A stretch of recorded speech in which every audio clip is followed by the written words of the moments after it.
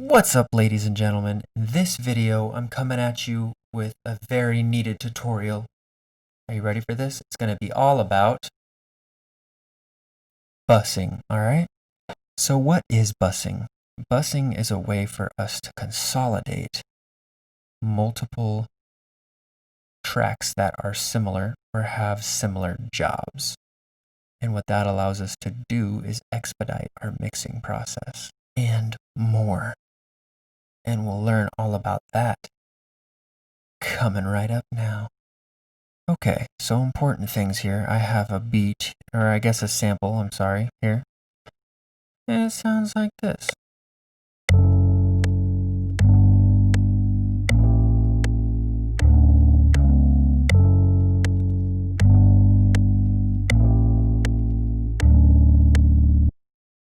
Nice. We're gonna loop that. And let's get some, what's it missing here? Oh yeah, a beat. This is a beat making tutorial after all.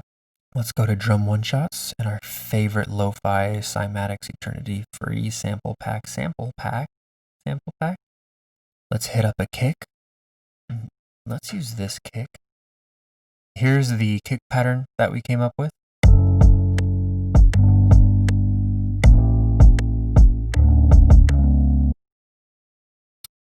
And what we'll do is we'll just loop that around because we're lazy. I mean efficient.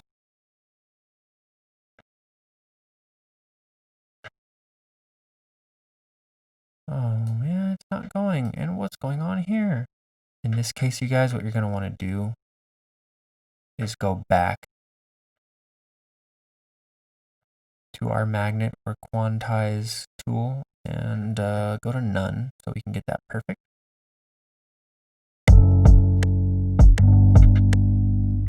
Enjoy that while I look for a snare.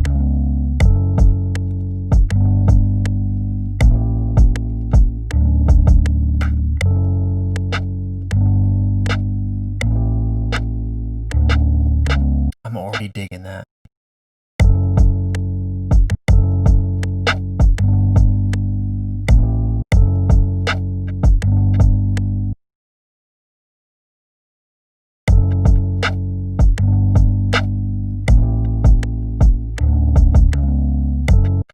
So I think our hi-hat pattern is going to be fairly simple.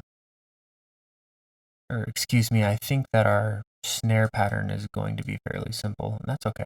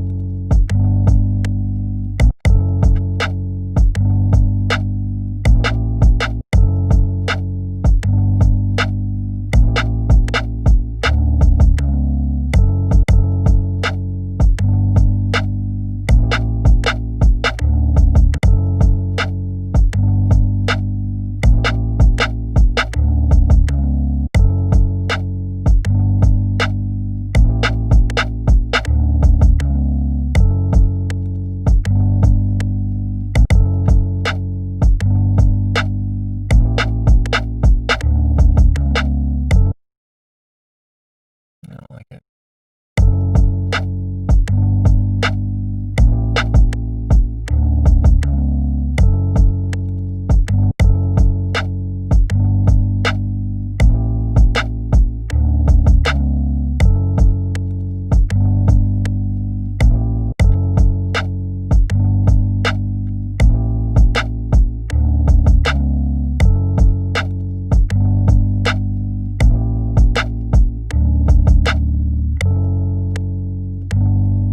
Okay, here's our snares pattern right here.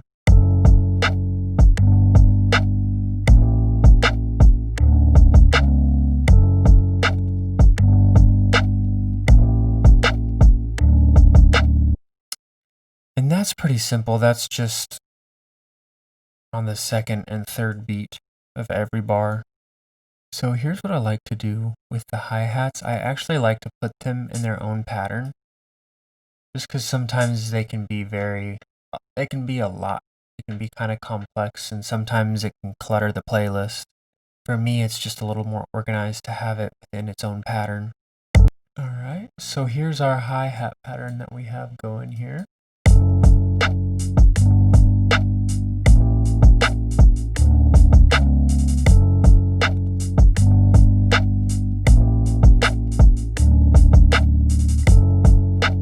So we have our, just for funsies, for the heck of it, crashes right here, just so we can add a little more drums. And this is going to help us illustrate our point even more. So what we're going to do here is we're going to go to the channel rack. And then with our drums, what we're going to do is we're going to route each one to their own unique track, okay? And then we'll go to the playlist. So we have our kick going to channel number 2, snare is number 3, number 4 is our hi-hat, number 5 is our crash, okay? Or cymbal.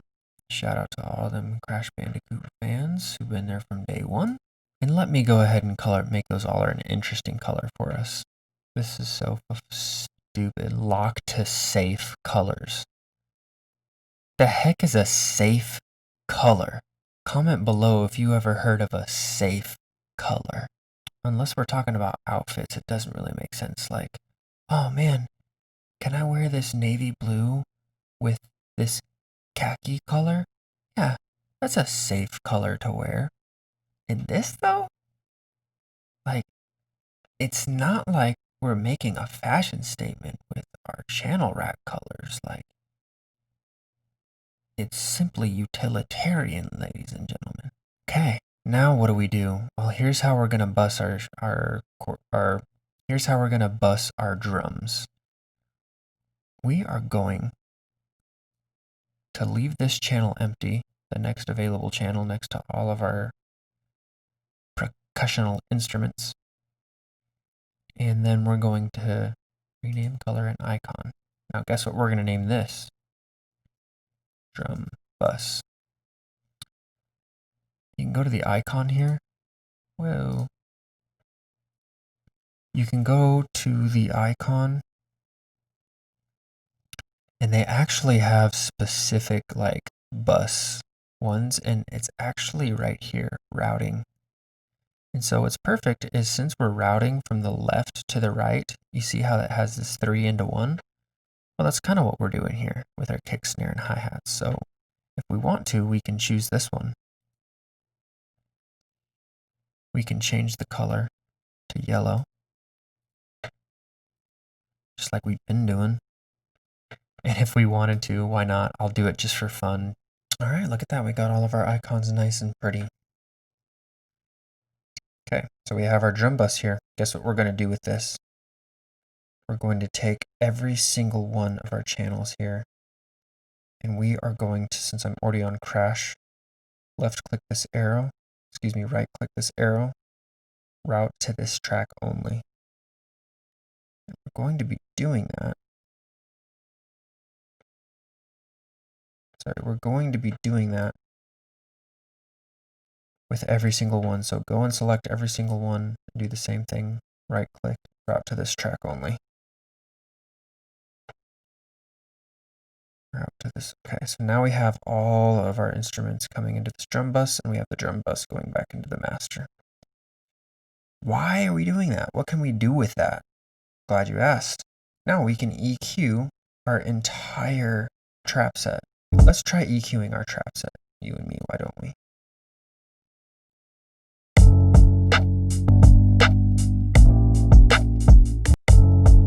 So another thing I forgot to do was just simply adjust some of these volumes. Like the snare is just a little loud, right?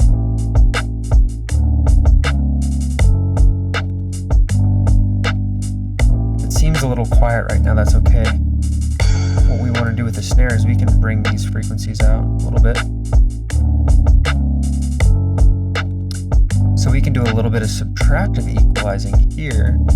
And I'll do a separate video on EQing if I get any comments asking to. I mean, there's a bunch of psych. I'm gonna do it anyways. I'm gonna force that on you guys. Just kidding. A little bit of subtracting EQing in the mids of our drum set. Take our high mids up just a little bit, you guys. We don't want to be too harsh with it. But that's for our snare. See how if you get it in that perfect range in the high mids, you can kind of get the snare to kind of slap. Sounds like it's literally slapping. And that's what we want. The hats are a little bit loud, right?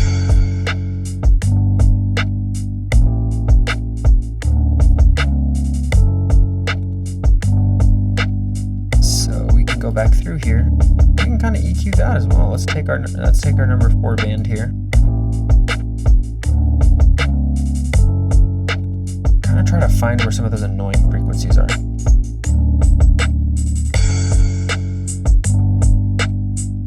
Here's what it sounds like without the EQ.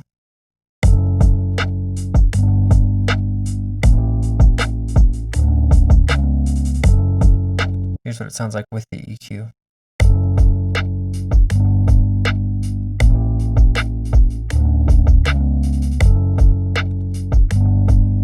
Okay, worlds of a difference, right?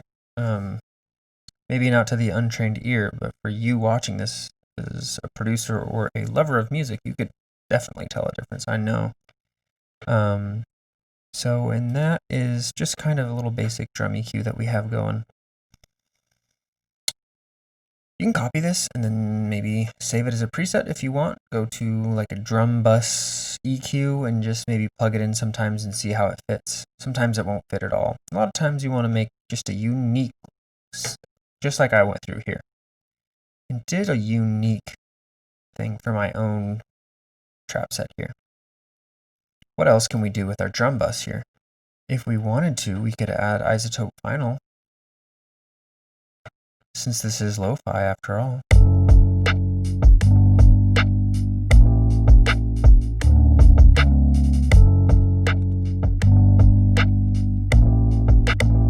It's kind of flattening out our pick there a little bit.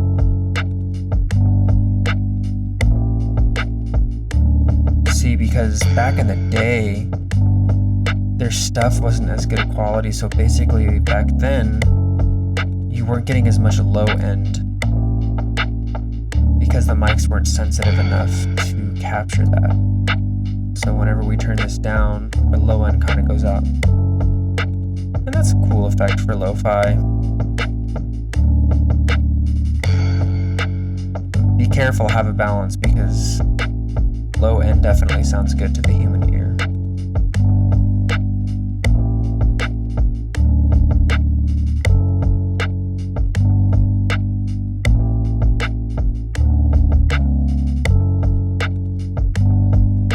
Here's another thing that we can do. Just wanted to throw out there that we can actually still go here and put on effects to our separate channels if we want to just have an effect. For example, say the hi-hats, I can put on a fruity pan-o-matic and I can have these pan.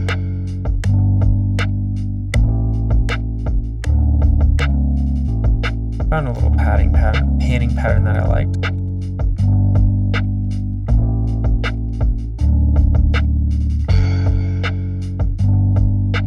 It kind of keeps things interesting, but it also shows us, hey, we can go through an EQ and do things to our drum bus if we want to add an effect to the entire drum bus. A lot of times what people will do, throw a sound goodizer on it. People get a lot of hate for that, but I mean, can you really blame them? After all, we are trying to get our sounds to be good.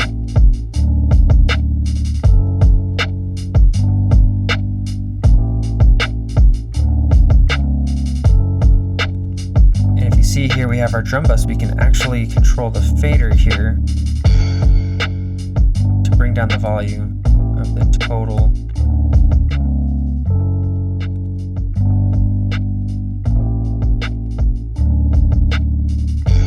So when the sound geyser we put it on, it was like, whoa, that's so much louder.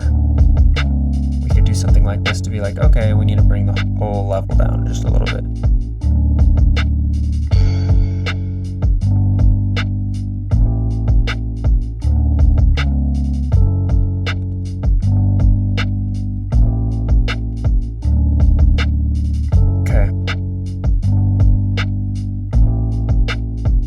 Alright, ladies and gentlemen, that's gonna wrap it up for this one. I hope you enjoyed it. If you did, like the video.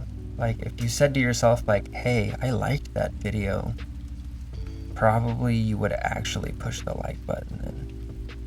And if you didn't like the video, I'd be okay if you just didn't do anything at all, honestly. I mean, you can push... I'm not asking you to be dishonest. If you didn't like it, push dislike, but I'm not going to beat you up for just Xing out of the video. I'm playing, you guys. Jeez. Anyways, I wanted to throw out one more quick tip for you guys before we ended the video and that about busing, and that is, this isn't just for our drums. We can use this for if we're into electronic dance music, future bass, drum and bass. It's really good in future bass actually, because future bass is really synth oriented and it's a lot to do with layering chords. And so what we can do then is layer our chords and bus our chords. Have a couple layers of our basses and bus our basses. And then we can have all these buses, and that comes in so much handy because we can kind of deal with them if we need to all at the same time. And that sometimes is just so much quicker to... It's so much... If you're going to be doing a lot of mixing, it's so much easier just to take the fader down one time instead of going back and forth and doing it on both of them every single time you want to change the mix of your basses or your chords or whatever it is. Or your drums, consider it, you guys. It's definitely one of the most overlooked simple things that you can do to improve your beats, to improve your songs, and to improve your mixes as well. You guys, if you haven't already, please subscribe. I'm coming out with a free sample pack at 1,000 subscribers. It's going to have strings, it's going to have piano, it's going to have guitar, it's going to have drums. I might even throw in some MIDI for you guys. So yeah, subscribe and we're gonna get it, you guys. I'm gonna call it a night. I'm gonna be out of here real quick.